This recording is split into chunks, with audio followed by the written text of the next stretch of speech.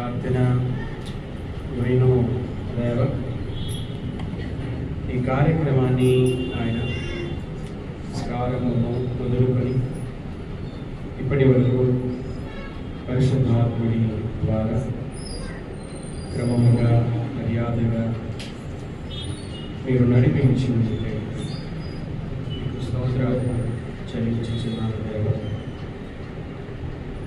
ఈ సమయంలో ఆయన ఉదాసుడైన నేను ఈ మాటలను చెప్పబోచుంటుండగా దేవ పరిశుద్ధాత్ముడి ద్వారా మీరు నన్ను బలపరచుతండి. అదేవిధంగా ఇక్కడ కూర్చున్నటువంటి వారు మీ మాటలను ఆయన జాగ్రత్తగా వినడానికి తండ్రి మీరు సహాయం చేయలేవా.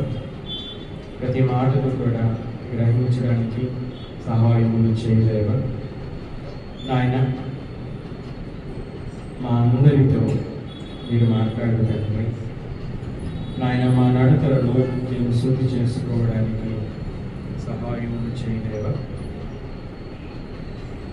దాసుని ప్రార్థన తండ్రి మీరు విని జవాబు ఇవ్వమని కుమారుడైనటువంటి యేసుక్రీస్తు పేరట మనల్ని ఉంచున్నాను తండ్రి. సమయంలో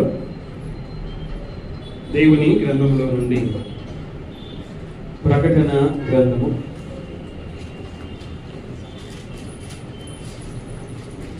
ప్రకటనే గ్రంథ 2ನೇ ಅಧ್ಯಾಯ 1 మరియు 2ನೇ వచనములు. ఎఫెసులో ఉన్న ప్రకటన గ్రంథము 2వ అధ్యాయము 1 మరియు 2 వచనాలను మనము చదువుకుందాం. ఎఫెసులో ఉన్న సంఘపు దూతకు ఇలాగు వ్రాయుము. 7 నక్షత్రములు తన కుడి చేత పట్టుకొని 7 దీపస్తంభముల మధ్య సంచరించువాడు చెప్పు సంగతులేమనగా నీ క్రియలను నీ కష్టమును నీ సహనమును నేను ఎరుగుదును. నీవు దుష్టులను సహింపలేవనియు అపోస్తలులు కాకయే తాము అపోస్తలులమని చెప్పుకొని వారిని పరీక్షించి వారు అబద్ధికులని నీవు కనుగొంటివనియు నీవు సహనము కలిగి నా నామము నిమిత్తము భారము భరించి అలయలేదనియు నేను ఎరుగుదును. మనము చదువుకున్నటువంటి ఈ మాటలను అపోస్తలుడైనటువంటి యోహాను గారు రాశారు.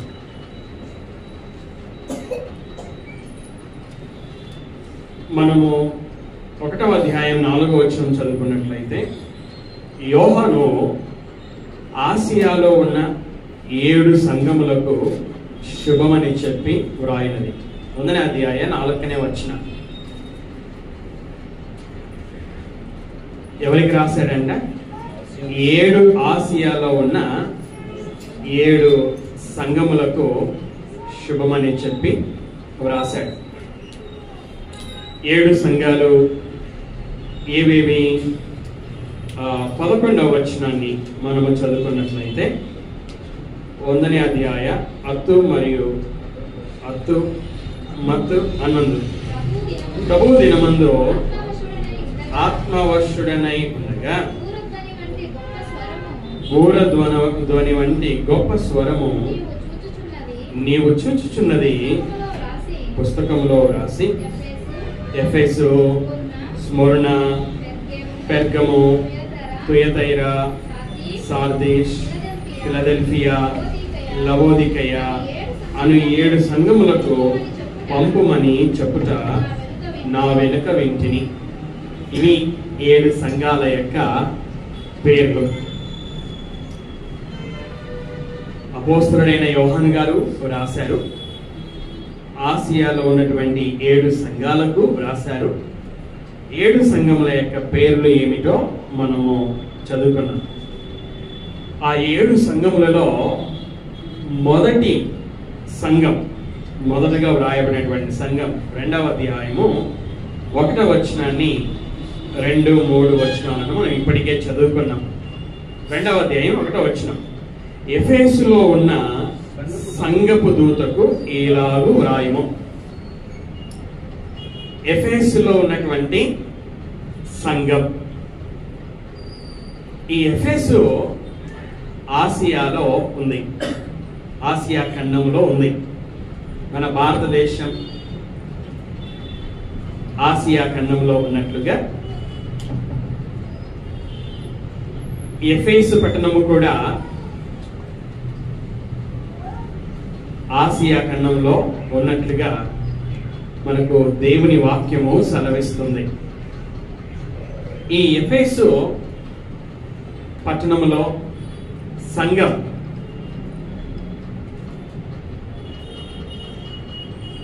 స్థాపన గురించి మనం ఆలోచన చేసినట్లయితే, పౌలు గారు మొదటి మిషనరీ ప్రయాణం, 2వ మిషనరీ ప్రయాణం, 3వ మిషనరీ ప్రయాణం, ఇలాగా మిషనరీ ప్రయాణాలు చేసినట్లుగా మనము అపోస్తలుల కార్యములలో చూస్తాం. అపోస్తలుల కార్యములు 18వ అధ్యాయము 19వ వచనం. అపోస్తలుల కార్యములు 18వ అధ్యాయము 19వ వచనం. అపోస్తలుల కృత్యలు చాప్టర్ 18 వర్స్ 19. వారు ఎఫెసునకు వచ్చినప్పుడు అతడు వారిని అక్కడ విడిచిపెట్టి తాను మాత్రము సమాజ మందిరంలో ప్రవేశించి యూదులతో తర్కించుచుండెను. వారు ఎఫెసునకు వచ్చినప్పుడు, ఈ మాటలని లూకా గారు రాశారు. ఏమని రాశాడు? వారు ఎఫెసునకు వచ్చినప్పుడు అని. ఎవరు ఎఫెసునకు వచ్చారట? పౌలు గారు వచ్చారు. పౌలు గారితో పాటు ఎవరు వచ్చారు? అకులా, ప్రిస్కిల్లా అనే వారు కూడా వచ్చారు. ఎక్కడి నుండి వచ్చారు అంటే కొరింథీ పట్టణం నుండి వచ్చారు. 18వ అధ్యాయం మనం చదువుకున్నట్లయితే 18వ అధ్యాయము ప్రారంభ వచనాలలో మనము చదువుకున్నట్లయితే పౌలు గారు కొరింథీ పట్టణానికి వచ్చినట్లుగా మనకు అర్థమవుతుంది. కొరింథీ పట్టణము నుండి పౌలు గారు అకులా, ప్రిస్కిల్లా అనే భార్యాభర్తలతో కలిసి ఎఫెసు అనే ప్రదేశానికి వచ్చారు.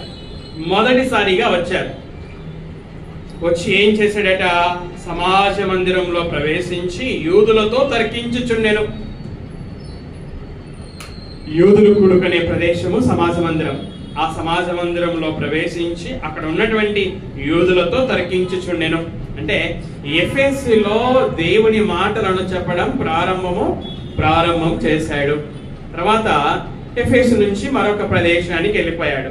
మనం 24వ వచనం చదువుకుంటే 24వ వచనం అంటే పౌలు గారు ఎఫెసు పట్టణంలో దేవుని పనిని ప్రారంభం చేశాడు. 24వ వచనం చదువుకుంటే అలెగ్జాంద్రియా వాడైన అపోల్లో అను ఒక యూదుడు ఎఫెసునకు వచ్చెను. అపోల్లో ఎవరైనా? అలెగ్జాంద్రియా వాడంట. ఈయన గురించి ఏం రాయబడింది అంటే విద్వాంసుడును లేఖనముల యందు ప్రవీణుడునై ఉండెను. ఎక్కడికి వచ్చాడంట? ఎఫెసుకు వచ్చాడు. అపోల్లో కూడా ఎఫెసుకు వచ్చాడు. మనం 19వ అధ్యాయము 1వ వచనంలో మనం చదువుకున్నట్లయితే అపోల్లో కొరింథులో నున్నప్పుడు జరిగినదేమనగా, పౌలు పై ప్రదేశములలో సంచరించి ఎఫెసునకు వచ్చి కొందరు శిష్యులను చూచి, మొదటగా ఎఫెసుకు వచ్చాడు పౌలు గారు అకులా, ప్రిస్కిల్లలతో కలిసి అక్కడ ఉన్నాడు. తర్వాత అక్కడి నుంచి మరలా యెరూషలేంకి వెళ్ళాడు. తర్వాత 19వ అధ్యాయం మనం చదువుకుంటే 19వ అధ్యాయం చదువుకుంటే ఎఫెసుకి మరలా వచ్చాడు. ఎఫెసుకు 19:1 పౌలు పై ప్రదేశములలో సంచరించి ఎఫెసునకు వచ్చి, ఈ ఎఫెసునకు మరలా వచ్చాడు. అలా వచ్చిన తర్వాత అక్కడ యోహాను శిష్యులను చూశాడు. చూసి వారు సరైనటువంటి బాప్తిస్మం పొందలేదని గుర్తించి వారికి వాక్యం బోధించి వారికి సరి అయినటువంటి బాప్తిస్మము ఇచ్చినట్లుగా మనం చూస్తాం. అంటే ఎఫెసులో యోహాను గారి ద్వారా యోహాను బాప్తిస్మం పొందినటువంటి వారు ఉండడాన్ని, వారికి పౌలు గారు తిరిగి బాప్తిస్మం ఇవ్వడాన్ని మనము చూస్తూ ఉంటున్నాం.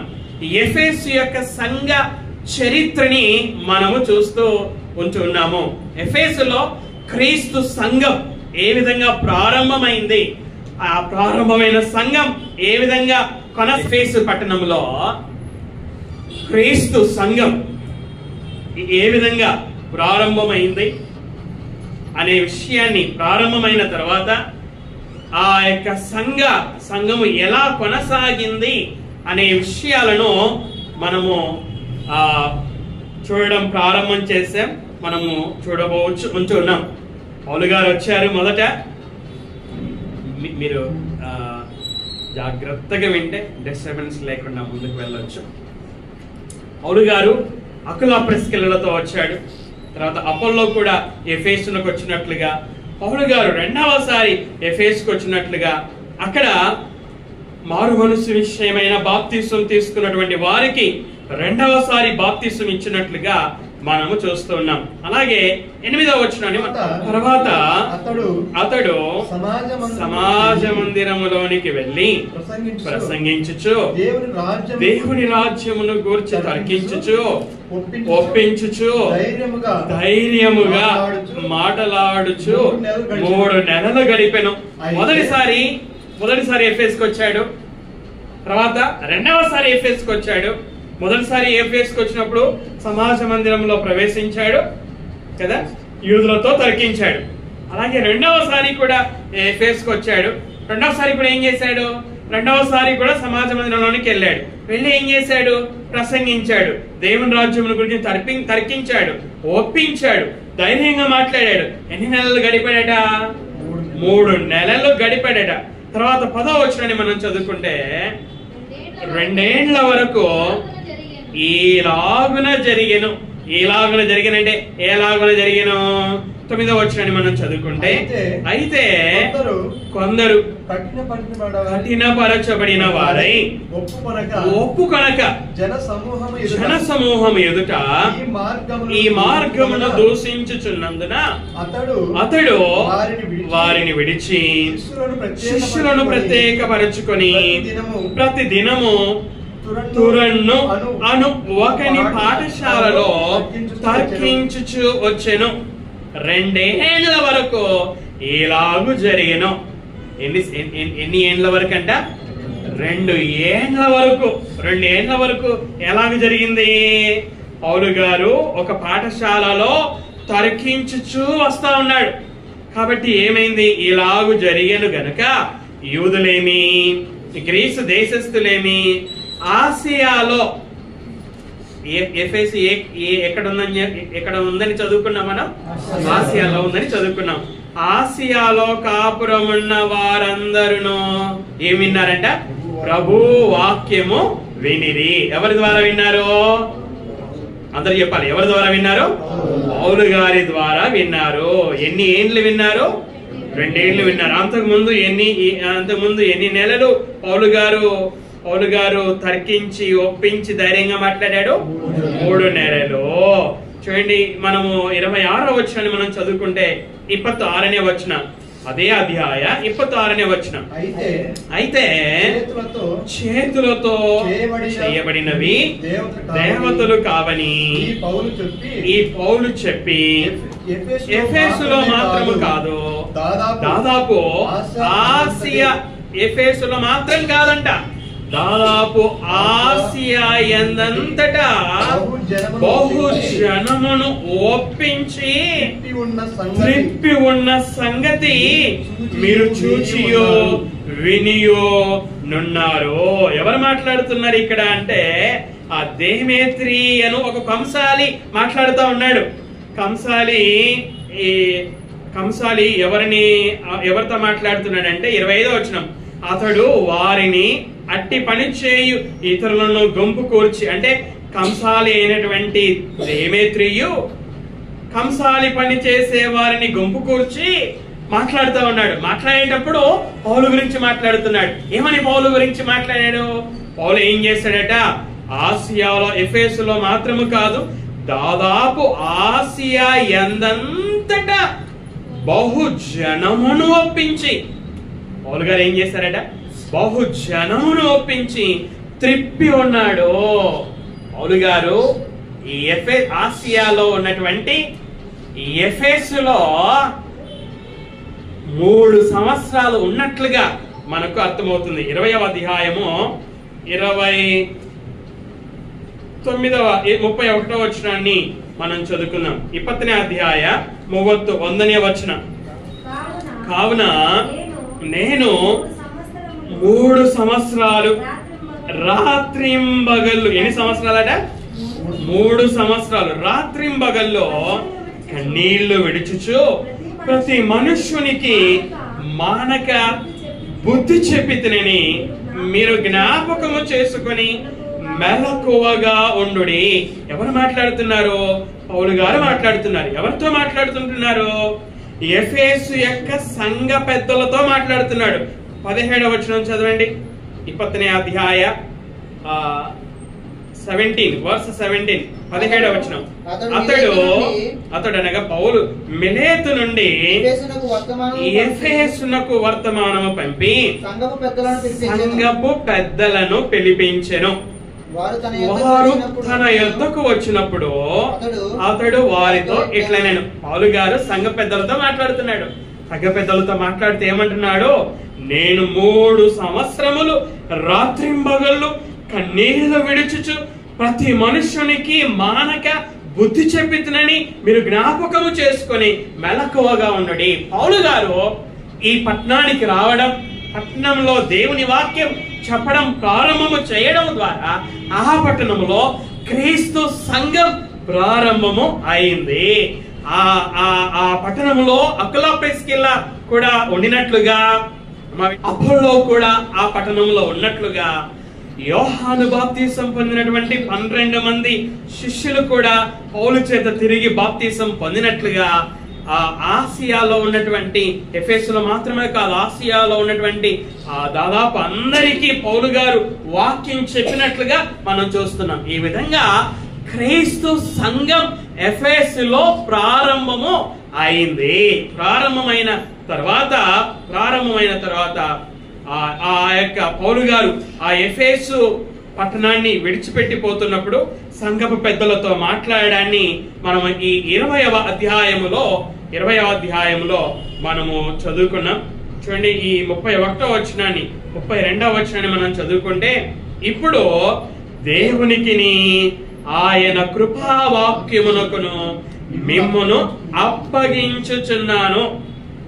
పౌలు గారు ఆ పట్టణాన్ని విడిచి వెళుతున్నప్పుడు, ఆ యొక్క పట్టణంలో 3 సంవత్సరాలు సేవ చేసి ఆ పట్టణాన్ని విడిచిపోతున్నప్పుడు ఆ సంఘపు పెద్దలను పిలిచి, ఇదిగో నేను 3 సంవత్సరాలు రాత్రింబగళ్ళు కన్నీళ్లు విడిచిచు ప్రతి విశ్వాసికి మానక బుద్ధి చెప్పుచు నేను ఇలా ప్రయాసపడ్డాను.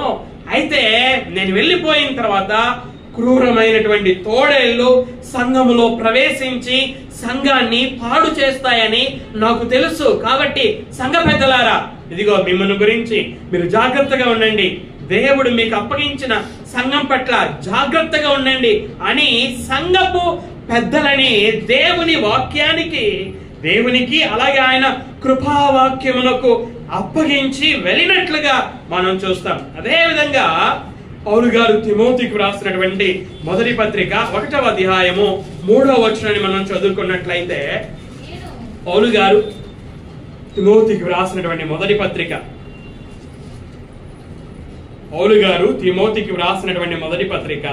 1వ అధ్యాయ 3వ వచనం, నేను మాసిదోనియాకు వెళ్ళుచుండగా సత్యమునకు భిన్నమైన బోధ చెయ్యవద్దనియో కల్పనా కథలను, మితములేని వంశావళులను, విశ్వాస సంబంధమైన దేవుని ఏర్పాటుతో కాక వివాదములతోనే సంబంధము కలిగి ఉన్నవి గనుక వాటిని లక్ష్య పెట్టవద్దనియో కొందరికి ఆజ్ఞాపించుటకు నీవు ఎఫెసులో నిలిచి ఉండవలెనని నిన్ను హెచ్చరించిన ప్రకారము ఇప్పుడును హెచ్చరించుచున్నాను.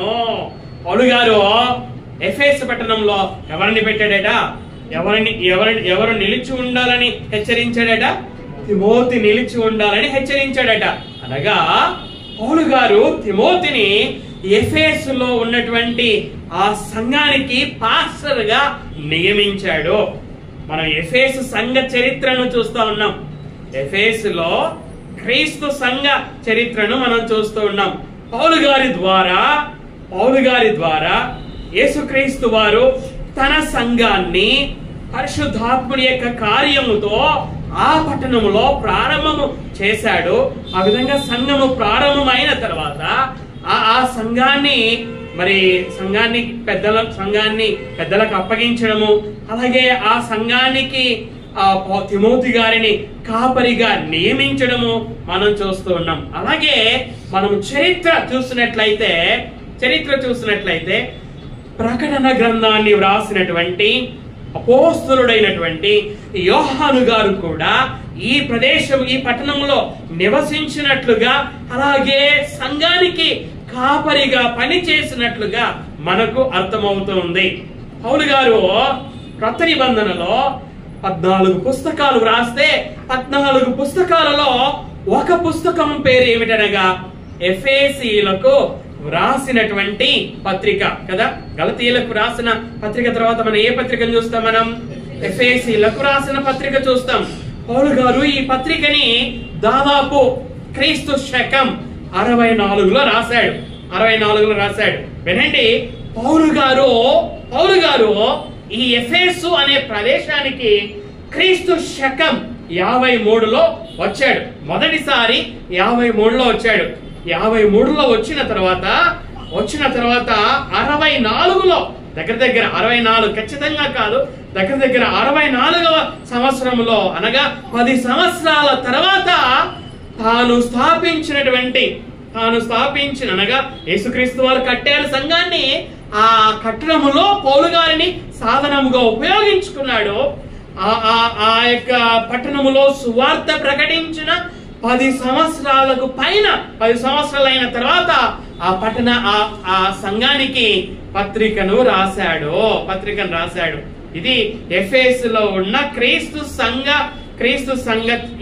సంఘం యొక్క చరిత్ర అయి ఉంటున్నది. అదే విధంగా మనం చదువుకున్నటువంటి ప్రకటన గ్రంథం 2వ అధ్యాయం, ప్రకటన గ్రంథము 2వ అధ్యాయము మనము మొదటి 3 వచనాలను చదువుకున్నాం కదా. పౌలు గారు యోహాను గారు ఈ యొక్క గ్రంథాన్ని ఎప్పుడు రాశారు అని మనము చూసినట్లయితే క్రీస్తు శకం 93 నుండి 99 ఆ మధ్యలో రాశాడు. 93 నుండి 99 మధ్యలో రాశాడు. అంటే ఇప్పుడు మీరు వినండి, పౌలు గారు మొదటిసారి ఎప్పుడు వచ్చాడు? క్రీస్తు శకం 53లో వచ్చాడు. పత్రిక ఎప్పుడు రాశాడు? క్రీస్తు శకం 64 అంటే సంఘం ప్రారంభమైన 10 సంవత్సరాల తర్వాత పత్రికను రాశాడు. తర్వాత యోహాను గారు ఈ ప్రకటన గ్రంథాన్ని 93వ సంవత్సరం తర్వాత రాశాడు అనుకుంటే, సంఘము ప్రారంభమై ఎఫెసులో సంఘము ప్రారంభమై 40 సంవత్సరాలు దాటిన తరువాత అపోస్తలుడైన యోహాను గారు ప్రకటన గ్రంథాన్ని వ్రాస్తూ ఆ ప్రకటన గ్రంథములో ఆసియాలో ఉన్నటువంటి 7 సంఘాలకి ఆ ప్రకటన గ్రంథాన్ని ఆసియాలో ఉన్నటువంటి 7 సంఘాలకి వ్రాస్తుండడాన్ని మనము చూస్తూ ఉన్నాము. ఆ 7 సంఘాలలో ఎఫెసు సంఘాన్ని మనము చూస్తూ ఉంటున్నాం. అంటే పౌలు గారు సంఘాన్ని స్థాపించిన 40 సంవత్సరాల తర్వాత, ఎన్ని సంవత్సరాల తర్వాత? 40 సంవత్సరాల తర్వాత యోహాను గారు ఈ సంఘానికి శుభమని చెప్పి వ్రాస్తా ఉన్నాడు. యోహాను గారు రాసేసరికి 40 సంవత్సరాలు గడిచిపోయింది ఎఫెసు సంఘం ప్రారంభమై. ఇది ఎఫెసు సంఘం యొక్క చరిత్ర. ఇది మీరు దృష్టిలో పెట్టుకోండి. ఇప్పుడు మనము చదువుకుందాం. ప్రకటన గ్రంథము 2వ అధ్యాయము 1వ వచనాన్ని మనం చదువుకుందాం. ఎఫెసులో ఉన్న సంఘపు దూతకు ఎలాగు వ్రాయము. సంఘపు దూత అంటే సంఘ పెద్ద. మీకు తెలియకపోతే రాసుకోండి. సంఘపు దూత అంటే సంఘపు పెద్ద. యోహాను గారు ఎఫెసులో ఉన్న సంఘపు పెద్దకు ఎలాగు వ్రాయము. ఎఫెసులో ఉన్న సంఘపు దూతకు ఎలాగు వ్రాయము. తర్వాత మనం చదువుకుంటే 7 నక్షత్రములు తన కుడి చేత పట్టుకొని 7 దీపస్తంభముల మధ్య సంచరించువాడు చెప్పు సంగతులేవనగా. 7 నక్షత్రములు తన కుడి చేత పట్టుకొని 7 నక్షత్రాలు. 7 నక్షత్రాలు అంటే ఏంటి? 7 నక్షత్రాలు 7 నక్షత్రాలు మనం 1వ అధ్యాయము 20వ వచనాన్ని చదువుకుంటే ప్రకటనే గ్రంథ 1వ అధ్యాయ 20వ వచనం. కాగా నీవు చూచిన వాటిని, ఉన్న వాటిని, వీటి వెంట కలగబో వాటిని అనగా నా కుడి చేతిలో నీవు చూచిన 7 నక్షత్రములను గూర్చిన మర్మమును, ఆ 7 సువర్ణ దీప స్తంభముల సంగతియో వ్రాయము అని రాసి, ఇప్పుడు 7 నక్షత్రములు ఏమో, 7 నక్షత్రాలు యొక్క వివరణ యోహాను గారు రాస్తున్నాడు. చూడండి, ఆ 7 నక్షత్రములు 7 సంఘములకు దూతలు. 7 నక్షత్రాలు 7 నక్షత్రాలు అంటే ఎవరు? 7 సంఘాల యొక్క పెద్దలు. 7 సంఘాలు ఏవేవో మనం చూసాం కదా. 7 నక్షత్రములు తన కుడి చేత పట్టుకొని 7 దీపస్తంభముల మధ్య సంచరించువాడు. 7 దీపస్తంభములు. 7 దీపస్తంభములు అనగా అర్థమేమిటి? అదే 20వ వచనంలో 7 దీపస్తంభములు 7 సంఘములు. 7 నక్షత్రాలంటే 7 సంఘాల పెద్దలు. 7 దీపస్తంభములు అంటే 7 సంఘాలు. 7 సంఘాలు ఏ సంఘాలు? నేను జ్ఞాపకం చేశాను, మరలా జ్ఞాపకం చేస్తాను. ఎఫెసు, స్మరణ, పెర్గము, తుయతైరా, సార్దిస్, ఫిలదెల్ఫియా, లవోదికియా అను 7 సంఘాలు. ఈ 7 సంఘాల యొక్క పెద్దలను యేసుక్రీస్తు వారు ఏం చేశారట? తన కుడి చేత పట్టుకున్నాడట. సంఘానికి శిరస్సు ఎవరు? యేసుక్రీస్తు వారే కదా. సంఘానికి శిరస్సు యేసుక్రీస్తు వారు. యేసుక్రీస్తు వారే సంఘాన్ని తన రక్తముతో కొన్నాడు. శివానందన్న, యేసుక్రీస్తు వారు తన రక్తముతో సంఘాన్ని ఏం చేశాడు? సంపాదించాడు. పౌలు గారు ఎఫెసులో ఉన్నటువంటి సంఘ పెద్దలతో మాట్లాడుతూ ప్రభువు తన స్వరక్తమిచ్చి సంపాదించిన తన సంఘమును కాయుటకు అన్నాడు. సంఘాన్ని ఎలా సంపాదించాడట? స్వరక్తమిచ్చి సంపాదించాడు. పౌలు గారు కొరింథీయులకు రాస్తూ, కొరింథీ పట్టణంలో ఉన్నటువంటి విశ్వాసులారా, మీరు విలువ పెట్టి కొనబడిన వారు అని వ్రాసాడు. ఏంటా విలువ? నిర్దోషమైన, నిష్కలంకమైన గొర్రెపిల్ల అయినటువంటి యేసుక్రీస్తు యొక్క రక్తము. యేసుక్రీస్తు యొక్క రక్తము కనుక యేసుక్రీస్తు వారు తన రక్తముతో సంఘాన్ని సంపాదించాడు. సంఘానికి ఆయన శిరస్సు. చూడండి, పౌలు గారు ఎఫెసీయులకు రాస్తూ ఏమని రాస్తాడు మనం చదువుదాం. చూడండి, పౌలు గారు ఎఫెసీయులకు రాసిన పత్రిక, ఎఫెసీయులకు బర్దిద పత్రిక 1వ అధ్యాయ 22వ వచనం. మరియు సమస్తమును ఆయన పాదముల క్రింద ఉంచి సమస్తము పైని ఆయనను సంఘమునకు శిరస్సుగా నియమించెను. ఎవరు? యేసుక్రీస్తు పాదాల క్రింద సమస్తాన్ని కూడా ఎవరు ఉంచారట? తండ్రి అయినటువంటి దేవుడు ఉంచాడు. తండ్రి అయినటువంటి దేవుడు ఉంచి యేసుక్రీస్తుని ఎలా నియమించాడట? సమస్తము పైని ఆయనను సంఘమునకు శిరస్సుగా నియమించాడు. సంఘానికి పౌలు గారు ఎఫెసు పట్టణములో స్థాపించినటువంటి సంఘానికి కానీ, ఆసియాలో ఉన్న 7 సంఘాలకు కానీ, భూమి మీద ఉన్న ప్రతి సంఘానికి కానీ శిరస్సు క్రీస్తు అయి ఉంచి ఉన్నాడు. సంఘం మీద శిరస్సు అయి ఉన్నాడంటే సంఘము మీద అధికారము కలిగిన వాడై ఉంటున్నాడు. సంఘానికి యజమాని అయి ఉంటున్నాడు. సంఘము క్రీస్తుకు దాసుడుగా ఉంటున్నది. అనగా విశ్వాసులమైన మనమందరము కూడా క్రీస్తుకు దాసులమై ఉన్నాము. క్రీస్తు వారు మనకి యజమాని అయి ఉంటున్నాడు. ఆయన మన మీద అధికారము కలిగిన వాడై ఉంటున్నాడు. అది ఆ మాటలో ఉన్నటువంటి అర్థం. 7 నక్షత్రములను తన కుడి చేత పట్టుకొని, అనగా సంఘము మీద అధికారము కలిగిన వాడై ఏం చేస్తున్నాడట? సంచరిస్తూ ఉన్నాడట. ఎక్కడ సంచరిస్తున్నాడు? యేసుక్రీస్తు వారు సంచరిస్తున్నారు. ఎక్కడ సంచరిస్తున్నారు?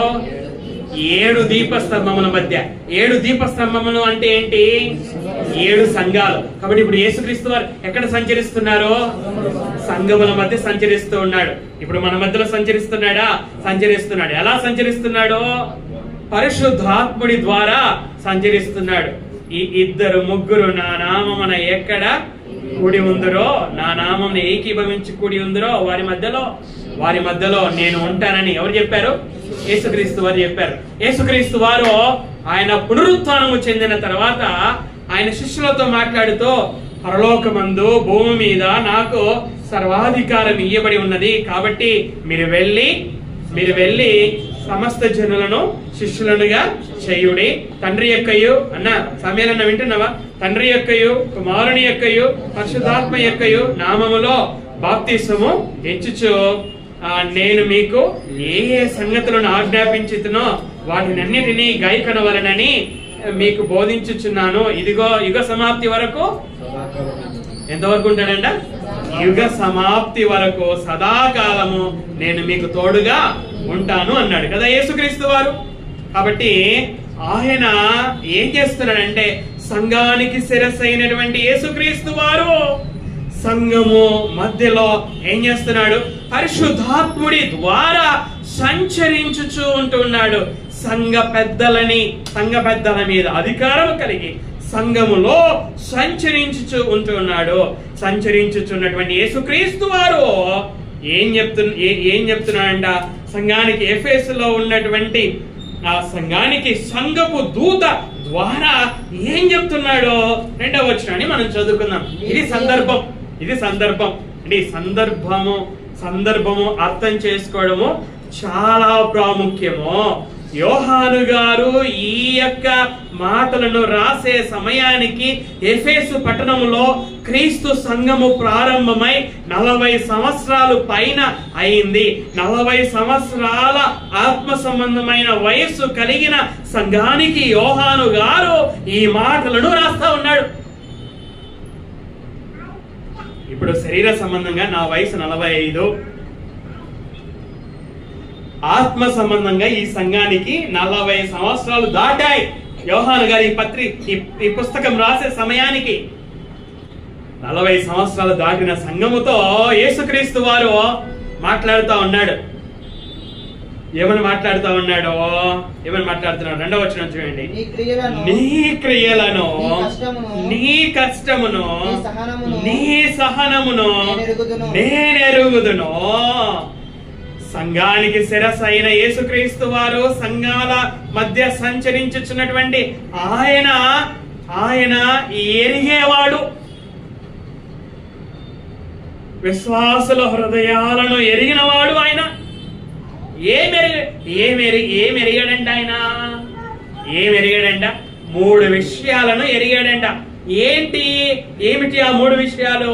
ఒకటి, ఎఫెసులో ఉన్నటువంటి విశ్వాసులారా, నేను మీ క్రియలను ఎరుగుదును, మీ కార్యాలను ఎరుగుదును, మీ పనులను నేను ఎరుగుదును, మీ కష్టాన్ని నేను ఎరుగుదును, ఇక మీ ప్రయాసను నేను ఎరుగుదును, మీ సహనం, ఓపిక, ఓర్పును నేను ఎరుగుదును. సహనం అన్నా, ఓపిక అన్నా, ఓరిమి అన్నా, ఈ మాటల సారాంశం అంతా ఒకటే. ప్రాముఖ్యంగా 3 విషయాలని నేను ఏమి ఎరుగునంట ఆయన? నీ క్రియలను, నీ కష్టమును, నీ సహనమును నేను ఎరుగుదును. ఇక్కడ ప్రాముఖ్యంగా 3 విషయాలను మనం చూస్తూ ఉన్నాం. ఒకటేంటి? క్రియలు. రెండవది ఏంటి? కష్టమన్న ప్రయాసన్న ఒకటే. మూడవది సహనము లేక ఓర్పు. అంటే ఈ సంఘము 40 సంవత్సరాల వయసు కలిగినటువంటి సంఘానికి ఏమని మాట్లాడుతున్నాడు ఆయన? ఏమని మాట్లాడుతున్నాడు? నీ క్రియలను, నీ కష్టమును, నీ సహనమును నేను ఎరుగుదును. నీ క్రియలను, మొదటగా క్రియలు.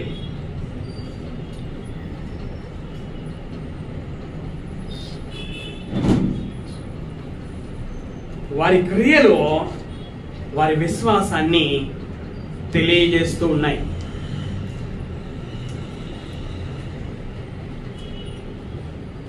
వారి విశ్వాసం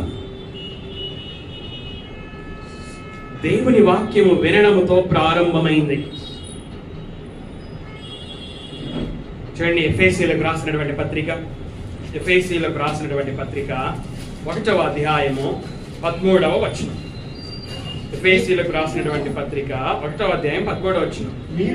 మీరును సత్యవాక్యమును అనగా మీ రక్షణ సువార్తను విని క్రీస్తునందు విశ్వాసముంచి వాగ్దానము చేయబడిన ఆత్మ చేత ముద్రింపబడితిరి.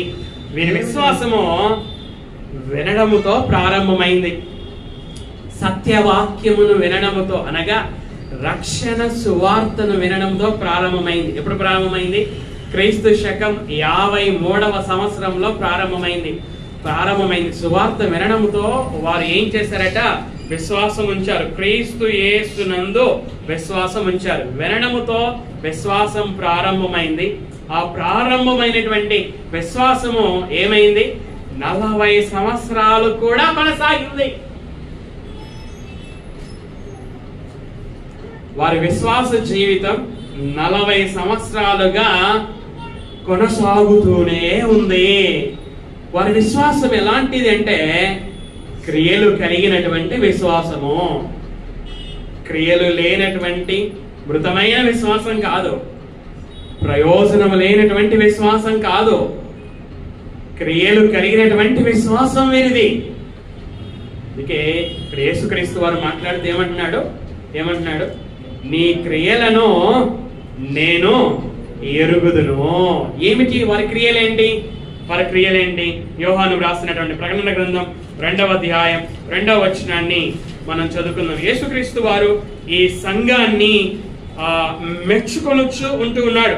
వారి క్రియలను బట్టి, వారి కష్టాన్ని బట్టి, వారి సహనాన్ని బట్టి వారిని మెచ్చుకొనొచ్చు ఉంటున్నాడు. వారి క్రియలేంటి?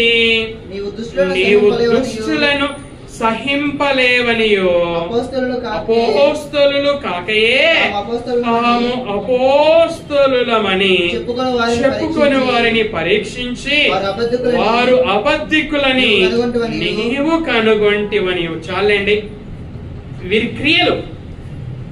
ఈ సంఘం యొక్క క్రియలు ఏమిటి అంటే సహింపకపోవడం. ఎవరిని సహింపలేదంట? వీరు దుష్టులను సహించలేదు అట. ఎవరు దుష్టులు? అక్కడ మనం చదువుకుంటే అపోస్తలులు కాకయే తాము అపోస్తలులమని చెప్పుకొని వారు వీరే దుష్టులు. యేసుక్రీస్తు వారు 12 మంది అపోస్తలులను ఏర్పరచుకోవడం మనకు తెలుసు. పౌలు గారు దేవుని చేతనే అపోస్తలునిగా నియమించబడడం మనకు తెలుసు. సంఘము అంతియోకియ సంఘము ద్వారా బర్నబా అపోస్తలునిగా నియమించబడడం మనకు తెలుసు. అయితే ఇక్కడ ఎవరు దుష్టులు అంటే అపోస్తలులు కాకపోయినా ఏం చెప్పుకుంటారట, మేము అపోస్తలులము అని చెప్పుకొనిచున్నారట. ఎఫెసు సంఘానికి ఈ ప్రమాదము ఎదురైంది.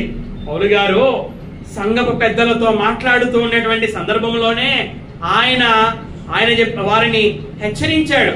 సంఘ పెద్దలారా, నేను వెళ్ళిపోయిన తర్వాత క్రూరమైన తోడేళ్ళు మీలో ప్రవేశిస్తాయని నాకు తెలుసు. వారు మిమ్మల్ని కనికరింపరు, వారు మిమ్మల్ని తమ వెంట ఈడ్చుకొని పోతారు. కాబట్టి పెద్దలారా, యేసుక్రీస్తు వారు తన స్వంత రక్తాన్ని ఇచ్చి సంఘాన్ని కొన్నాడు. ఆ సంఘాన్ని దేవుని కొరకు కొన్నాడు. దేవుడు ఆ సంఘాన్ని పెద్దలైన మీకు అప్పగించాడు. కాబట్టి మీరు పెద్దలారా, మీరు మిమ్మల్ని గురించి జాగ్రత్తగా ఉండండి, దేవుడు మీకు అప్పగించిన సంఘం విషయమై జాగ్రత్తగా ఉండండి అని హెచ్చరించడాన్ని మనం చూసాం. నేను ఇంతకు ముందే జ్ఞాపకం చేసినట్లుగా 3 సంవత్సరాలు రాత్రింబగళ్ళు కన్నీళ్లు విడిచుచు మానక ప్రతి విశ్వాసకి నేను బుద్ధి చెప్పాను అని హెచ్చరించాడు కదా. హెచ్చరించిన ప్రకారంగానే ఈ సంఘానికి ప్రమాదం. ఎవరి వలన ప్రమాదం? దుష్టుల వలన ప్రమాదం. ఎవరి దుష్టులు? అపోస్తలులు కాకపోయినా మేము అపోస్తలులమని చెప్పి సంఘాన్ని మోసము చేసేవారు. చూడండి, పౌలు గారు కొరింథీ సంఘానికి వ్రాస్తూ ఈ దొంగ అపోస్తలుల గురించి ఏమని రాశాడో మనం చదువుకుందాం. పౌలు గారు కొరింథీలకు రాసినటువంటి 2వ పత్రిక 11వ అధ్యాయము 12వ వచనాన్ని 13వ వచనాన్ని మనం చదువుకుందాం. 2ನೇ కొరింథీ 11ನೇ అధ్యాయ 13ನೇ వచన. 2ನೇ కొరింథీ 11వ అధ్యాయ 13వ వచన. ఏలయనగా అట్టివారు క్రీస్తు యొక్క అపోస్తలుల వేషము ధరించుకొని వారై ఉండి దొంగ అపోస్తలులను మోసగాండ్రగు పనివారునై ఉన్నారు. అపోస్తలుడైన యోహాను గారు అపోస్తలులు కాకయే అపోస్తలులమని చెప్పుకొని వారు ఉన్నారు అని రాశాడు. యోహాను గారు రాయక మునిపే పౌలు గారు కూడా ఈ కొరింథీ సంఘానికి రాస్తూ క్రీస్తు యొక్క అపోస్తలుల వేషము ధరించుకొనిన వారిని గురించి వ్రాసినట్లుగా వారిని దొంగ అపోస్తలులుగా మోసగాండ్రగు పనివారుగా రాయడాన్ని మనం చూస్తూ ఉన్నాం. సంఘానికి వీరి వలన ప్రమాదం. ఎఫెసు సంఘం ఈ ప్రమాదాన్ని ఎదుర్కొంది. అయితే ఎఫెసీయులు ఏం చేశారట? వారిని ఎంత మాత్రము కూడా సహింపలేదట. ఎఫెసీయులారా, మీ క్రియలను నేను ఎరుగుదును, మీ కార్యాలు నాకు తెలుసు, మీ పనులు నాకు తెలుసు. ఏమిటి మీ పనులు అంటే, మీరు సహింపలేదు, మీరు దుష్టులను సహింపలేదు. అపోస్తలులు కాకయే అపోస్తలులు అని చెప్పుకునే వారిని మీరు సహింపలేదు. మరి సహింపకుండా ఏం చేశారు? వారు ఈ ఎఫెసీయులు పౌలు గారి ద్వారా 3 సంవత్సరాలు వాక్యాన్ని సమృద్ధిగా విన్నారు కనుక వారు వినిన సత్యానికి వ్యతిరేకంగా ఈ అపోస్తలులు దొంగ అపోస్తలులు ఉన్నప్పుడు ఈ ఎఫెసు సంఘస్థులు ఏం చేశారట? వారు ఏమైతే విన్నారో, ఏమైతే విశ్వసించారో దానినే స్థిరంగా పట్టుకున్నట్లుగా మనకు అర్థమవుతుంది. వారు నేర్చుకున్న దానికి వ్యతిరేకంగా దొంగ అపోస్తలులు ప్రవర్తిస్తున్నప్పుడు ఆ దొంగ అపోస్తలులను సహించకుండా ఉన్నట్లుగా మనం చూస్తూ ఉన్నాం. యేసుక్రీస్తు వారు ఈ సంఘాన్ని ఈ విషయమై మెచ్చుకోవడాన్ని మనం చూస్తూ ఉంటున్నాం. వాళ్ళు ఏం చేశారట? వీళ్ళు ఏం చేశారట? వారిని ఒప్పుకోలేదు. దొంగ అపోస్తలులను ఏమాత్రం ఒప్పుకోలేదు. తర్వాత వాళ్ళు మొదటగా వీరు దొంగ అపోస్తలులు, వీరు అపోస్తలులు కాదు అని కనుగొన్నారట. ఎలా కనుగొన్నారు? అక్కడ మనం చదువుకుంటే, వారిని పరీక్షించి వారు అబద్ధికులని నీవు కనుగొంటివి. ఈ సంఘం యొక్క మంచి లక్షణాలు ఏమిటంటే, మొదటిది క్రియలతో కూడిన విశ్వాసం కలిగిన సంఘం. వారి క్రియలు ఏమిటో మనం చూస్తూ ఉన్నాం. సహింపకపోవడం. రెండవది పరీక్షించడం. ఈ బెరయ క్రైస్తవులు ఏం చేశారట? పౌలు శీలలు వాక్యం చెప్తే ఏం చేశారట? వాళ్ళు ఏం చేశారట? పౌలు శీలలు వాక్యం చెప్తే వారు చెప్పిన సంగతులు అలాగున ఉన్నాయా లేవా అని ప్రతి దినము కూడా వారి దగ్గర ఉన్నటువంటి లేఖనాలను పరిశోధించారు. అదే విధంగా ఈ ఎఫెసు సంఘం కూడా ఏం చేసింది? పరీక్షించింది. ఎవరిని పరీక్షించింది? వీరు నిజంగా అపోస్తలులేనా? వీరు అబద్ధికులైన అపోస్తలులా? వీరు నిజంగా అపోస్తలులా అని పరీక్షించింది. యోహాను గారు రాశారు. ఇదే అపోస్తలుడైన యోహాను గారు తాను రాసిన మొదటి పత్రికలో ఏమని రాశాడంటే, ప్రియులారా, అనేకులైన అబద్ధ ప్రవక్తలు లోకములోనికి బయలు వెళ్ళి ఉన్నారు గనక ప్రతి ఆత్మను నమ్మక ఆయా ఆత్మలు దేవుని సంబంధమైనవో కావో పరీక్షించుడి. యోహాను గారి పత్రికలు కూడా రాశాడు. ఏమని? పరీక్షించుడి అని. ఎఫెసు సంఘం ఏం చేసిందంట? పరీక్షించిందంట. ఎవరిని పరీక్షించింది? అపోస్తలులను పరీక్షించింది. ఏమని? వీరు నిజమైన అపోస్తలులా అబద్ధికులైన అపోస్తలులా అని పరీక్షించగా ఏం తేలింది వారి పరీక్షలో అంటే? తేలిన ఫలితం ఏంటంటే వీరు నిజమైన అపోస్తలులో కారు, వీరు అబద్ధికులు, వీరు క్రీస్తు యొక్క అపోస్తలుల వేషం వేసుకున్నారు, వీరు దొంగ అపోస్తలులు అని కనుగొన్నారు. అంటే పరీక్షించినటువంటి సంఘం. క్రియలతో కూడిన విశ్వాసం కలిగిన సంఘం. విశ్వాసం గురించి నేను చెప్పాను కదా, 40 సంవత్సరాలుగా వీరి విశ్వాసము కొనసాగుతూనే ఉంది. విశ్వాసం ప్రారంభమైంది, అది కొనసాగుతూనే ఉంది. అది క్రియలతో కూడిన విశ్వాసంగా కొనసాగుతూనే ఉంది. వారి విశ్వాసం అభివృద్ధి చెందుతూనే ఉంది. వారి విశ్వాసం బహుగా అభివృద్ధి చెందుతూనే ఉంది. వారి క్రియలు దుష్టులను సహింపని క్రియలు. అపోస్తలులు దొంగ అపోస్తలులను పరీక్షించి కనుగొనినటువంటి సంఘం ఇది. పరీక్షించి కనుగొనిన సంఘముగా మనము చూస్తూ ఉంటున్నాము. ఒక విషయాన్ని జ్ఞాపకం చేసుకున్నాం ఈరోజు. క్రియలతో కూడినటువంటి విశ్వాసము కలిగిన సంఘము.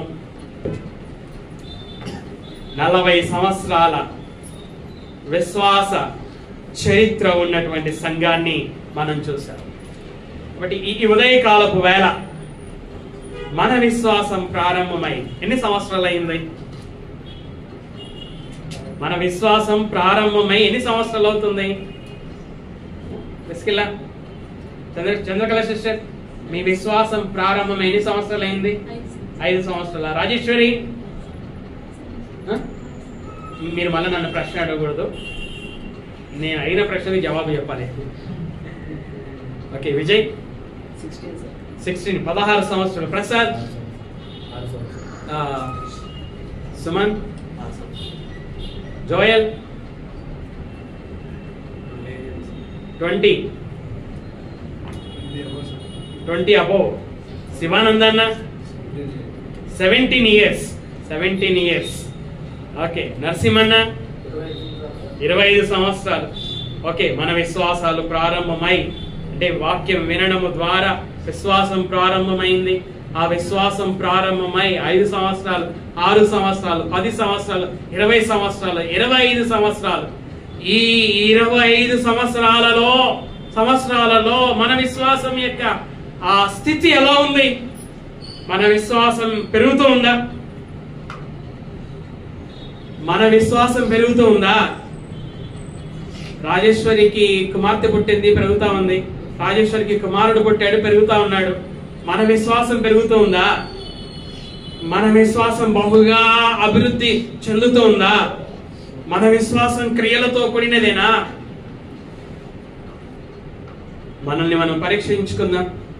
మీరు విశ్వాసము గలవారై ఉన్నారో లేదో మిమ్మల్ని మీరు పరీక్షించుకొనుడి. అబ్రహాము యొక్క విశ్వాసం క్రియలతో కూడినది. రాహాబు యొక్క విశ్వాసం క్రియలతో కూడినది. అందుకే యెహోషువ పంపినటువంటి వేగుల వారిని దాచిపెట్టింది, వారికి ఉపకారం చేసింది. దేవుడు ఈ యెరికో పట్టణాన్ని ఈ ఇశ్రాయేలీలకి స్వాధీనం చేస్తాడని నమ్మింది.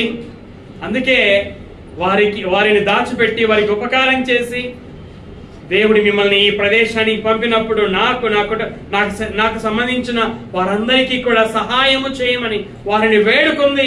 ఇది క్రియలతో కూడిన రాహాబు విశ్వాసం, క్రియలతో కూడిన అబ్రహాము విశ్వాసం. తెస్సలోనిక పట్టణంలో సంఘము స్థాపించబడింది పౌలు గారి ద్వారా.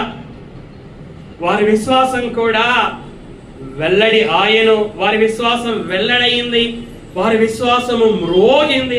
అకయ అనే ప్రదేశంలో, మాసిదోనియా అనే ప్రదేశంలో మ్రోగెను అని వ్రాయబడి ఉంది. వారి విశ్వాసం ఎలాగా వెల్లడైంది? వారి విశ్వాసం ఎలా తెలియపరచబడింది? వారి విశ్వాసం ఎలా కనబడింది అనగా వారు సువార్తను ప్రకటించడము ద్వారా. అకయాలో, మాసిదోనియాలో దేవుని వాక్యం అనగా సువార్త వాక్యాన్ని వాళ్ళు ప్రకటించడము ద్వారా వారు దేవుని పట్ల, ఆయన కుమారుడైన యేసుక్రీస్తు పట్ల వారు కలిగి ఉన్న విశ్వాసము వారు ప్రకటించిన ప్రకటన ద్వారా వెల్లడి అయింది. ఈరోజు మన విశ్వాసం క్రియలతో కూడినదేనా?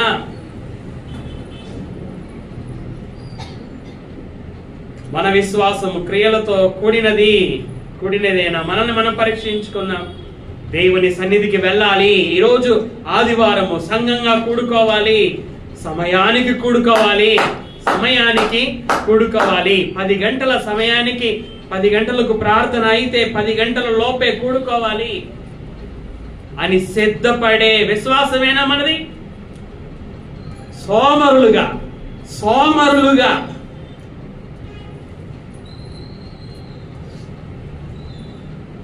ఉంటూ 10 గంటలకు సంఘంగా కూడుకోలేక ఉంటున్నటువంటి విశ్వాసం మనది?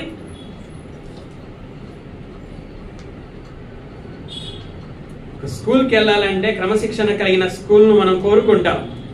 క్రమశిక్షణ లేని స్కూల్కి మనం పంపించాం కదా మన పిల్లల్ని. ఒక కాలేజీకి పంపించాలి అంటే క్రమశిక్షణ కలిగిన కాలేజీని మనం కోరుకుంటాం. ఒక అమ్మాయిని పెళ్లి చేసుకోవాలన్నా, అబ్బాయిని పెళ్లి చేసుకోవాలన్నా క్రమశిక్షణ కలిగినటువంటి వారిని మనం ఎత్తుకుంటామే. మరి ఇన్ని విషయాలలో క్రమశిక్షణ కలిగిన స్కూల్ కావాలనుకున్నప్పుడు, క్రమశిక్షణ కలిగిన కాలేజీ కావాలనుకున్నప్పుడు, క్రమశిక్షణ కలిగిన అమ్మాయి అబ్బాయి కావాలనుకున్నప్పుడు, క్రమశిక్షణ కలిగిన సంఘము కావాలనే కోరుకోవాలి కదా. క్రమశిక్షణ కలిగిన సంఘస్థులుగా మనం ఉండాలి కదా.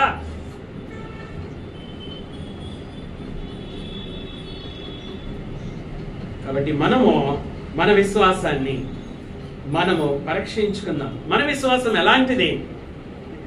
వయసుకు తగిన విశ్వాస స్థాయి ఉందా మనకి? డాక్టర్లను మనం కలిస్తే నీ వయసు ఎంత అయితే నీ వయసుకు తగ్గ బరువు ఇంత ఉండాలి అని చెప్తారు వాళ్ళు కదా. నీ వయసుకు తగినట్లు ఇలా ఉండాలి అని. విశ్వాసం ప్రారంభమై 20 సంవత్సరాలై 25 సంవత్సరాలైతే ఆ 20 సంవత్సరాలకు తగినటువంటి విశ్వాస జీవితం మనకుందా? 25 సంవత్సరాలకు తగిన విశ్వాస జీవితం మనకుందా? ఎన్ని సంవత్సరాలు? ఇలాగే జీవిస్తాం మనము ఒకళ్ళకు చెప్పవలసినటువంటి స్థాయిలో ఉండవలసిన వారు. పౌలు గారు హెబ్రీలకు రాస్తూ కాలమును బట్టి చూచితే ఏమన్నాడు? మీరు బోధకులుగా ఉండాలన్నారు. బోధకులుగా ఉండాల్సిన మనము ఇంకా ఆలస్యంగా వస్తే ఎలాగా? అది నిర్లక్ష్యం చూపిస్తుంది. దేవుని పట్ల భయం చూపించదు, భక్తి చూపించదు, నిర్లక్ష్యము అది చూపిస్తుంది. దేవుడు అంటే భయం, ఆయన అంటే భక్తి మన పనులలో కనిపించాలి, సంఘంగా కూడుకోవడంలో కనిపించాలి. మన విశ్వాసం మనల్ని మనము పరీక్షించుకుందాం.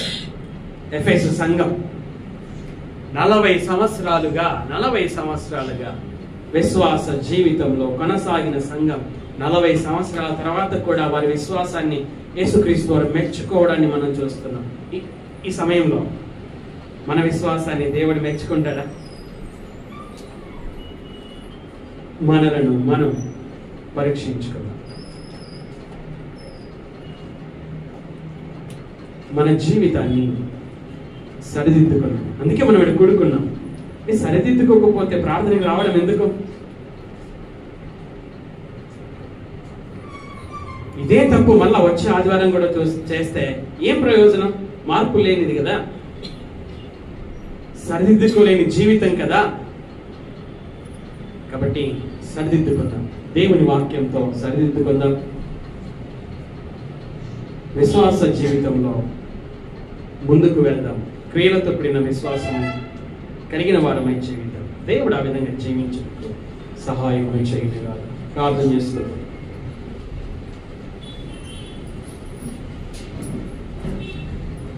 ప్రార్థన విను తండ్రి. ఇంతవరకు నాయన దాసుడనైనా నన్ను బలపరిచినందుకై స్తోత్రాలు చెల్లించుచున్నాను దేవ. సమయంలో నాయన ఇక్కడ కూడుకున్నటువంటి వారు మీ మాటలు విని